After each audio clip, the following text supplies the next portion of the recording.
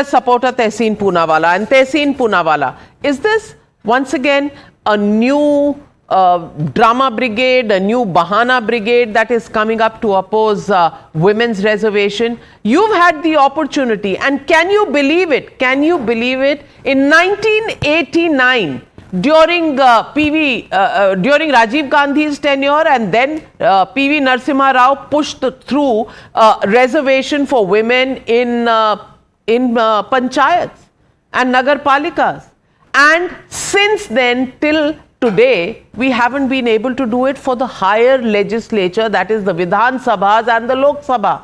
Why, sir? Why are you still finding faults when this is something you wanted? You've done lip service to it from 1989 onwards. In 2010, you got it passed in Rajya Sabha, never had the guts to bring it in Lok Sabha, thanks to the pressure of your alliance partners at that time. Even today, in the 21st century, you're looking for excuses? Good evening, Navika. Thank you for having me on the show. Good evening to all my fellow panelists and to all the viewers. The Women's Reservation Bill can become a reality as of yesterday. In fact, I remember, Navika, on the night of September 2023, I joined you when the Honorable Prime Minister, in a then special session of Parliament to amend the Constitution, brought in the Women's Reservation Bill and said that the Women's Reservation will become a reality in 2034. And then, please bring out the times of footage. To today, we are saying the same thing. You can give reservation in 1 second. On 543 seats, or 550, which is sanctioned, right away, give 33% reservation. Right away. You don't want to do that. The BJP doesn't want to do that because they're just doing a lip service. Point number 2. You are saying that you're bringing in a constitutional amendment to increase seats. The Honorable Home Minister, etc., said 850 seats. All right. Where in the constitutional bill, Charu, I've read every line of it, does 81(2)A amendment say there will be 50% increase in states? Where does it say? It was Arjun Meghwal ji who got up in Parliament and said, Navika ji, a constitution was amended in September 2023. To amend the amended constitution, they've got in a special session, and in that they've not put in the words 50%. We have to take the words of Arjun Meghwal ji and the Honorable Home Minister. Does constitutional amendment happen on words or happen on paper? They've not even done that. And I challenge you to show me where it is put. Point number 3. This entire rhetoric, let's believe what the Honorable Home Minister said, that believe me 50% will be increased. Let's go with that argument. So state of Uttar Pradesh is currently at 80 seats. 80 will go to 120, 50% increase. And state of Tamil Nadu 39, 50% increase goes to 59. Today the difference between Tamil Nadu and Uttar Pradesh is 41 seats. That further increases to 61 seats. So the difference actually becomes big. And why this is important as I end? Because in Parliament it's not percentages, it's real numbers. And let me give your viewers an example as I end on this point. Let's say there's a corporate company that has to give 50% across the board increase in salaries. So somebody who's getting 1,000 rupees, the cost of the company will be 500. Where somebody who's getting 1 lakh rupees, the cost of the company 50% increase will be a real 50,000 rupees. You're not talking about real numbers. You're giving us a jumla of 50%. But actual bills are passed on real numbers. This is where the BJP is scorning us. This is the sleight of hand, and I challenge you, Charu, show me 81(2)A where it says 50%. Show me in the bill. No if, no but. But you have to go by a uniform measure. The uniform measure is the percentage of the total strength of the Lok Sabha. Okay. The uniform measure is not your seats compared to UP. That is fallacious as an argument. Okay, let me go with your argument. Let me agree with that. Show me where it's written in the bill 50%. You know that of that two. So it's not written. No. So your constitutional amendment without 50%. 1 minute, Tehseen Poonawalla. Don't get ahead of yourself. Your second argument, I have blown to smithereens in 1 minute. How? The second argument was no, because it's not percentage of UP seats. It is percentage of the total strength of the Lok Sabha. 1 minute. Yeah, number 2, your argument, do it on the basis of 543. Yeah. That was based on the census of 1971. Correct. Because delimitation till 2026 was constitutionally banned. Correct. Now you want women's reservation on a caste census, on a population census of 1971 in 2026. Is this your idea of justice? And may I demonstrate to you just 2 examples? Just 2 examples. Tamil Nadu, 39 seats today. 59 according to the 50% value, but if you do 543 calculation, it comes to 51. Okay. It comes to now, 51. Tamil Nadu stands to lose. 1 minute. So let's look at another state and let's maybe look at Punjab.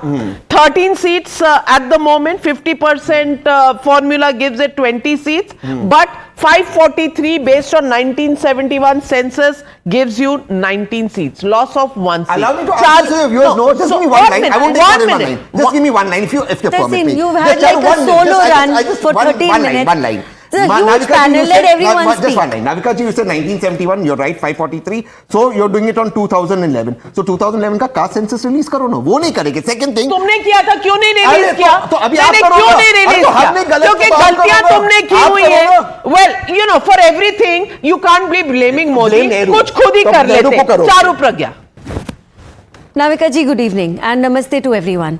See, the fact is that time and time again, Congress has proved that they stand on the other side of the fence when it comes to proving they are in favor of more women in parliament. Every single time they have done that. एक बात बोलते हैं, जब करने निकलते हैं कुछ और ही कर जाते हैं. Even this time, every objection they have been raising has been put to rest in a very logical way, in a very simple way, in a way which should be acceptable by everyone. Yet they're not accepting it. For all these years, I'll tell you two major reasons why this 33% reservation has not been a reality. Two big arguments. One argument was that southern states will be not favored in the same way that the northern states will be. It will be injustice to their population control. And the second big thing that they kept talking about was quota within quota. Now, coming to the southern states, I think this is a stroke of brilliance, increasing all the seats in all the states by 50%, properly 33% increase. I will come to that. Tessin, let me finish. I did not speak at all. 33% increase in parliament totally, and it is going to be done in a way that no man is displaced. Every state gains proportionately. Their representation in parliament remains steady. Everybody is happy, but they are not happy with it because finally something that needs to be done is happening, and I don't think they stand for the progress of the nation. The second thing is quota within quota. Time and time again they discuss quota within quota, and even today so much of the conversation, including what was being said by Akhilesh Yadav, was about quota within quota.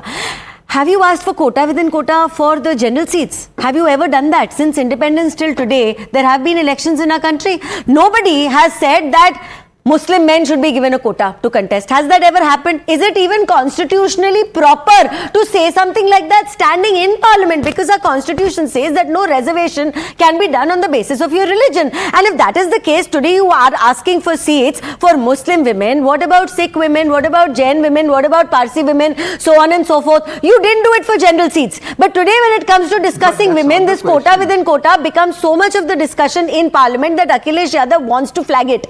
And now, another reason why this is completely a no-go. Show the 50% where it's written. I'm coming to Just that. show it where it's I'm coming to that. I'm You're coming to that. increasing 50%, you accept yes. it? Where is it written in the bill? I've read the bill. Now you listen. Sure. Now you listen. Which paragraph? That's all. Number one. The Prime Minister has explained it. The Honourable Home Minister has explained it in detail. He also said when he speaks in Rajya Sabha tomorrow, he will break it down in such a way that every single citizen will understand. Let me say this. And third and most important thing, the Delimitation Commission is going to be formed. You wait now. You know, it is so elementary. It is so elementary that I sometimes begin to wonder why the opposition raises such bogies. 1 minute. Charu Pragya, 1 minute. When a statement is made on the floor of the House, it is a property of the House and anybody can be held to it. Now, really? Whether yes, really? Yes, it is an assurance from the government, the Prime Minister and the Home Minister, no less. May I demolish that? Let's say I bring a constitutional amendment tomorrow as the Home Minister saying I will withdraw freedom of speech of media, but on the floor of the House I stand and say, take my word, it won't happen. Will you believe the bill of the constitutional amendment written? I'm not. I am not sitting here to do some ridiculous arguments with you. Let me get in the other. Are you the only person on this show? You've not